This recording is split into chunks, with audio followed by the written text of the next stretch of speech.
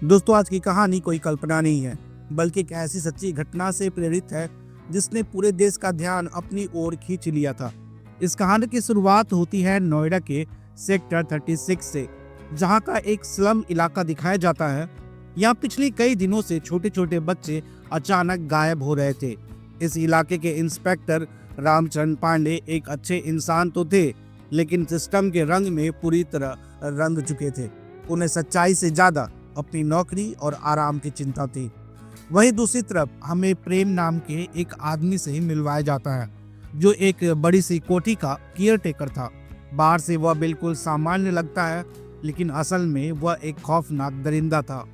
प्रेम आसपास के इलाकों से छोटे बच्चों, लड़के या लड़कियों का अपहरण करता था, फिर वह उन्हें बेरहमी से मार देता था।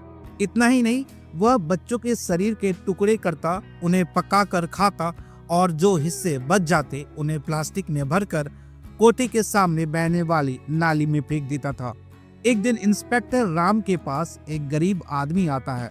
वह अपनी बेटी टुम्पा की गुमशुदगी की रिपोर्ट लिखवाने आता है। उसकी बेटी स्कूल गई थी, लेकिन वापस नहीं लौटी। बाप पुलिस स्टेशन में फूट फूट कर रोता है, लेकिन इंस्पेक्टर राम पर इसका कोई असर नहीं होता। वह रिपोर्ट तक दर्ज नहीं करता। थाने का नोटिस बोर्ड पहले से ही लापता बच्चों की सूचनाओं से भरा पड़ा था, लेकिन किसी माँ बाप की सुनवाई नहीं हो रही थी। सब कुछ बस यूं ही चलता जा रहा था। एक दिन इलाके के कुछ बच्चे नाली के पास क्रिकेट खेल रहे होते हैं। खेलते खेलते उनकी गेंद नाली में गिर जाती है। जब एक बच्चा गेंद निकालने जाता है तो उसे वहां एक कटा हुआ हाथ मिलता है, जिसमें मांस कम और हड्डियां ज्यादा थी। जब यह बात पुलिस तक पहुंचती है तो वे इसे गंभीरता से लेने के बजाय यह कह देते हैं कि ये किसी बंदर का हाथ होगा। उसी रात प्रेम एक और बच्चे का अपहरण कर लेता है। धीरे धीरे प्रेम के अतीत से पर्दा उठता है। उसका बचपन बेहद दर्दनाक था। वह अपने मामा के साथ रहता था, जो पेशे से कसाई था, लेकिन वह मामा उसके साथ गलत हरकतें करता था। एक दिन गुस्से और नफरत में प्रेम ने अपने मामा की हत्या कर दी। प्रेम सिर्फ बच्चों को मारता और खाता ही नहीं था, बल्कि उनके अंग निकालकर बेचता भी था। जिस कोठी में वह रहता था वह किसी और अमीर इंसान की थी। प्रेम वहां सिर्फ एक केयरटेकर था, लेकिन उसी जगह पर उसने इंसानियत को शर्मसार कर देने वाले जुर्म किए। वह आदमी बहुत ज्यादा पैसे वाला और ऊंची पहुंच रखने वाला था। वह कभी कभी उस कोठी में आता था। एक दिन उसी इलाके में झुमकी नाम की एक लड़की अचानक गायब हो जाती है। उसका पिता इंस्पेक्टर राम के पास जाकर मदद मांगता है, लेकिन इंस्पेक्टर राम उल्टा उसी पर चिल्ला देता है और उसे डांट कर भगा देता है। उसी दिन गांव में रामलीला का आयोजन था। इंस्पेक्टर राम अपने पूरे परिवार के साथ वहां मौजूद होता है और वह रामलीला में रावण का किरदार निभा रहा था। राम की एक छोटी बेटी भी वहां आई हुई थी। उसी भीड़ में प्रेम भी मौजूद रहता है, जो अपना अगला शिकार ढूंढ रहा था। गलती से वह इंस्पेक्टर राम की बेटी को ही उठा लेता है और वहां से निकलने लगता है, लेकिन तभी राम की नजर उस पर पड़ जाती है। वह दौड़कर अपनी बेटी को बचा लेता है। राम बहुत देर तक प्रेम का पीछा करता है, लेकिन वह उसे पकड़ नहीं पाता।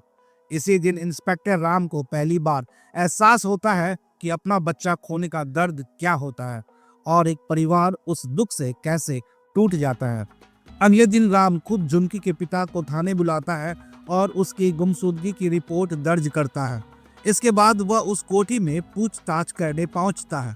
उस समय घर का मालिक बलबीर सिंह बस्सी वही मौजूद था। पूछताछ में पता चलता है कि झुमकी पहले भी उस कोठी में आती थी और उसे वहां आने के बदले पैसे मिलते थे, लेकिन इस बार वो कहां से पहुंचे ही नहीं थी और रास्ते में ही गायब हो गई थी। इसी दौरान इंस्पेक्टर राम के पास एसपी रस्तोगी का फोन आता है। बस्सी और रस्तोगी पुराने दोस्त थे। राम को साफ साफ कह दिया जाता है कि वह बस्सी से आगे कोई पूछताछ नहीं करेगा और न ही इस केस में उसका नाम आएगा। लेकिन इस बार राम पीछे हटने को तैयार नहीं होता। उसे एक रिक्शा चालक से पता चलता है कि उस रात वही झुमकी को उस कोठी के पास छोड़कर गया था। इंस्पेक्टर राम एक रिपोर्ट तैयार करता है, जिसमें वह साफ तौर पर कोठी के मालिक बलबीर सिंह बस्सी का नाम शामिल करता है।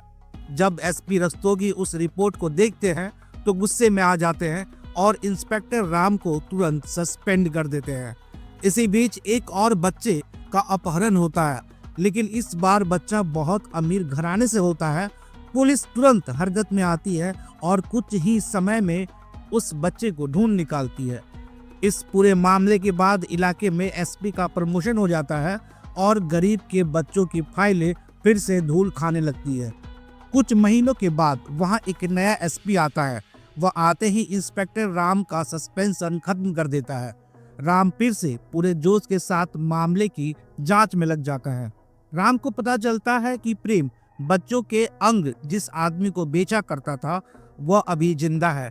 राम उस आदमी को पकड़ लेता है, लेकिन इससे पहले कि वह एसपी के सामने पेश किया जाता उसकी हत्या कर दी जाती है। बाद में पता चलता है कि यह गवाह राम के ही एक जूनियर ऑफिसर की वजह से मारा गया था। उस जूनियर ऑफिसर ने पुराने एसपी के कहने पर गवाह की लोकेशन लीक कर दी थी, लेकिन राम को उस पर जरा भी शक नहीं होता। इसी बीच नया एसपी राम को साफ आदेश देता है कि प्रेम को उठाया जाए और उससे पूछताछ की जाए। राम और उसकी टीम प्रेम को पकड़कर थाने लाती है और सबसे पहले उससे पूछती है, झुमकी कहाँ है? प्रेम बिना किसी झिझक के कह देता है, मैंने उसे मार दिया। जब उसे पूछा जाता है कि उसने ऐसा क्यों किया, तो वह ठंडे दिमाग से जवाब देता है, वह मुझे एटीट्यूड दिखा रही थी, मुझसे नौकर की तरह बात कर रही थी। वह बताता है कि एक दिन उसने झुमकी को कस्टमर बनकर कोठी पर बुलाया था। वहां किसी बात पर उसे गुस्सा आ गया और उसने झुमकी की चुन्नी से उसका गला घोट दिया। राम और नया एसपी यह सुनकर हैरान रह जाते हैं। उन्हें यकीन ही नहीं होता कि प्रेम इतनी आसानी से सब कुछ कबूल कर रहा है। पूछताछ में प्रेम बताता है कि उसने 23 से 24 बच्चों की हत्या की है। वह यह भी स्वीकार करता है कि अपने मामा को मारने के बाद उसने पहली बार इंसान का मांस खाया था और उसे उसका स्वाद बहुत पसंद आ गया। शुरुआत में वह 1-2 साल खुद को रोकने की कोशिश करता है, लेकिन धीरे धीरे उसकी यह भूख बढ़ती चली जाती है।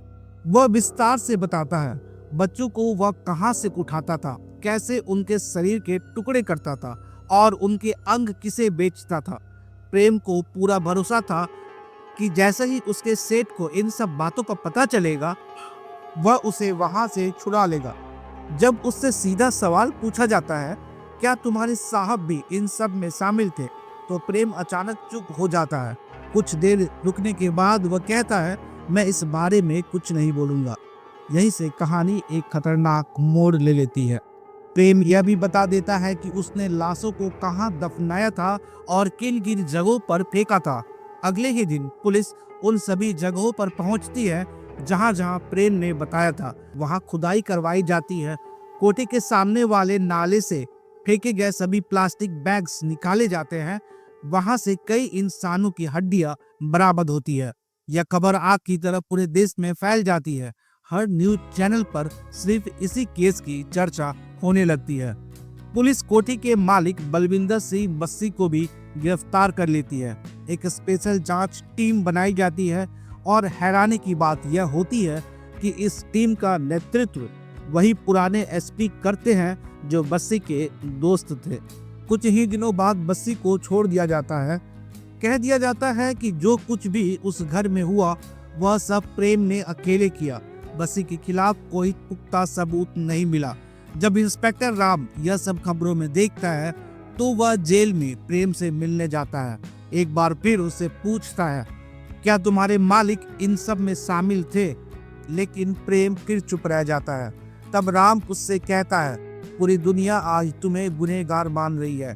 तुम्हारे परिवार को गालियां दी जा रही है और तुम्हारे मालिक यह कहकर बाहर निकल गए कि उन्हें कुछ भी नहीं पता था, क्योंकि वे वहां कभी कभी आते थे। अब तुम पूरी जिंदगी जेल में सड़ोगे। यह सुनते ही प्रेम टूट जाता है। वह कहता है कि उसके पास कुछ रिकॉर्डिंग्स है जो उसकी पत्नी के पास मौजूद है। राम प्रेम के गांव जाता है और उसकी पत्नी से मिलता है। वह उससे वह कैसेट ले लेता है, लेकिन जब राम वह कैसेट लेकर वापस लौट रहा होता है तो रास्ते में उसे भी मार दिया जाता है। राम की मौत के पीछे वही उसका जूनियर ऑफिसर होता है जो पहले पुराने एसपी को सारी खबरें दिया करता था। अब उसे प्रमोशन मिल चुका है और वह थाने का इंचार्ज बन चुका है। दोस्तों, यहीं पर ये कहानी खत्म हो जाती है। ये कहानी हमें सिखाती है कि पैसे और ताकत के दम पर हर सच्चाई को दबाया जा सकता है और गरीबों के लिए इंसाफ सिर्फ एक सपना बनकर रह जाता है। दोस्तों, ये कहानी आपको कैसे लगी मुझे कमेंट करके जरूर बताइएगा। मैं मिलता हूँ फिर किसी नई कहानी के साथ। इस कहानी को सुनने के लिए आप सभी का बहुत बहुत धन्यवाद।